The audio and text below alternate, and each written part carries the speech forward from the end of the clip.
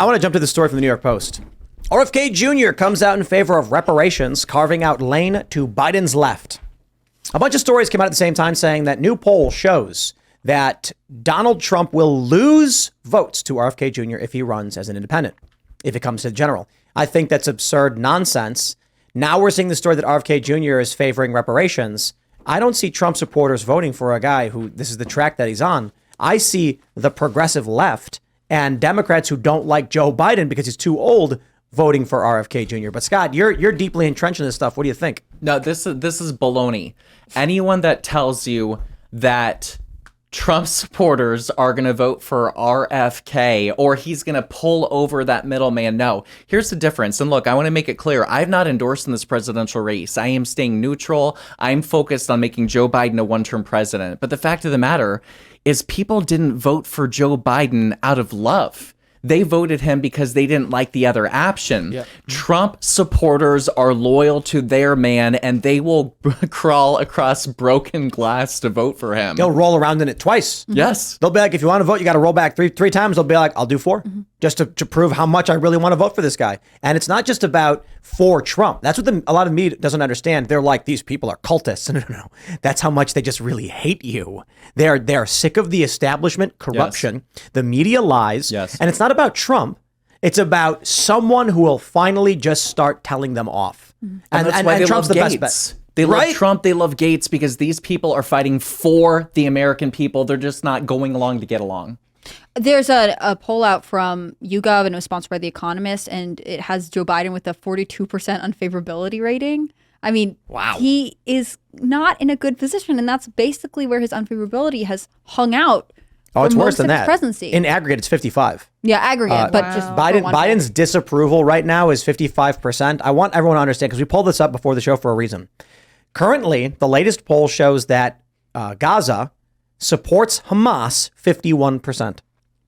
Joe Biden's support 41%. Joe Biden has less support in this country than Hamas has among Palestinians, and I'm not saying that as it's not. There's no real political point other than to say people in Gaza support Hamas more than we in the United States support Joe Biden. Think about what that means. This man goes on TV and tells us he's going to be funding all of these things and doing all these things, and the majority of the country doesn't like it. When these Hamas terrorists come into Israel, the majority of people there are in favor of what Hamas is doing. Now, I'm not trying to divert it. We'll go back to politics. The point is, this just shows how deeply unpopular Joe Biden is. I don't see. No, he's deeply unpopular, and people don't trust him. They think he's too old. Right. I mean, even before the disaster of the last couple of weeks, even without Ukraine, people were not enthusiastic about him. He was just the other option, and they were too scared of Trump, I guess. But in this case, I think even people who are scared of Trump think he would handle the geopolitical situation better than Biden. And I want to go back to this average here. The aggregate shows Messenger, October 4th through the 7th, with a 56% disapproval. But if you go to the latest CBS News, has Biden's disapproval at 60%. Wow. And his approval is only at 40%.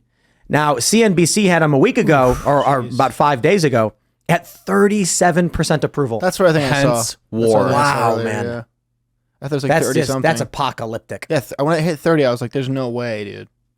Man, but think of this for a second. I mean, I'm not happy he's doing a terrible job. And I think his disapproval shows the disastrous state of our country. But all these polls don't matter unless people vote and make a difference. The fact of the matter is Democrats are going to be getting ballots into boxes despite his strong disapproval. And that means that we have to have a all of the above approach to voting if we're going to compete and have any semblance of a chance of winning in 2024. So what's your ideal scenario in that case? I mean, what I'm building right now, I launched an organization, earlyvoteaction.com, in response in part to 2022. Guys, we should have had a red tsunami. It should have been a resounding defeat of the Democratic Party. And we only took a majority in the House of Representatives, and we elected John Fetterman to the United States in Senate, Pennsylvania. In Pennsylvania, of all places. But the issue is because the Democrats and establishment Republicans changed the rules, and the GOP overwhelmingly did not adapt to those changes. No, they didn't adapt. And so while the sentiment was certainly there for the Republicans to win, they did not have the infrastructure to get those votes. And are they just not good at assembling the infrastructure? Like, what's your take on why they failed to adapt? I want to read this real quick. Sorry, just to interrupt because, with Biden giving his speech earlier, there's a tweet from RNC. Biden basically said we're going to war with Russia. And they're saying he was misspeaking. They're saying it was an accident with a teleprompter. No. But he says we will have something we do not seek. Make it clear we do not seek. We do not seek to have American troops fighting in Russia or fighting against Russia. He said we'll have that. Yeah. And so we can all just be like, he misspoke. Let me play the clip here. I'll just play the audio for you. He was very clear. And if Putin attacks a NATO ally, we will defend every inch of NATO which the treaty requires and calls for. We'll have something that we do not seek. Make it clear, we do not seek. We do not seek to have American troops fighting in Russia or fighting against Russia. I want to stress the full context of that statement is we will be fighting in Russia if they attack NATO. So, it looks like the RNC is trying to make it seem like he misread the prompter by saying we will have that. No, he intended to say that He we're going to have says, that. to make it clear, this is not he went back and clarified what he meant just in case anyone would question it later. Yeah, we don't want to go to war, but we will have that. And the So you RNC think- is saying that he misspoke? Yeah, the RNC says Biden v. teleprompter. Like Yeah, they're making it seem like he misread. It's like, no, he intended to tell the did. American people that we will be at war with and in Russia It's funny how- if Russia attacks NATO. it's like sometimes Lindsey Graham's it's- actually on the RNC research account. He's Yeah. like, no, we Yeah. do seek the war. yeah, sometimes That's it's what he like meant. it's bad that he misspoke, and then other times it's like, oh, he never misspoke ever. He's never said anything wrong. But then when it's convenient for him, oh yeah, guys, he just misspoke. Yeah, Every totally. time. I think so. My favorite is when the media translates for him. Oh yeah, it's The president said tremendously intelligent things about the economy. He expressed his concern over rising costs and low wages. But you would think this kind of ambiguity in Biden's speech is another reason that would turn people to the polls, right? I mean, there was that whole thing earlier this week where he was like, I never thought I'd have to confirm, deceased children or whatever. And then it came out where the White House was like, oh, no, he didn't see the pictures. Like, it's not clear. Like, I do not want to be on the brink of any kind of international skirmish, especially on multiple fronts, with a guy who we have to immediately clarify what he means. This is not strong leadership. And I can only imagine that will drive voters to the polls. Although, to your point, can Republicans capitalize on it?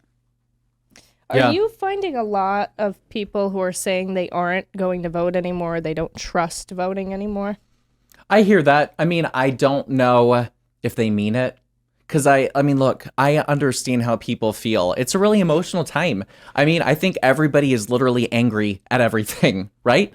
Because it's not like Republicans really have an answer right now. I mean, with all due respect, we don't have the speakership because we can't all coalesce and come together as a family and do the right thing.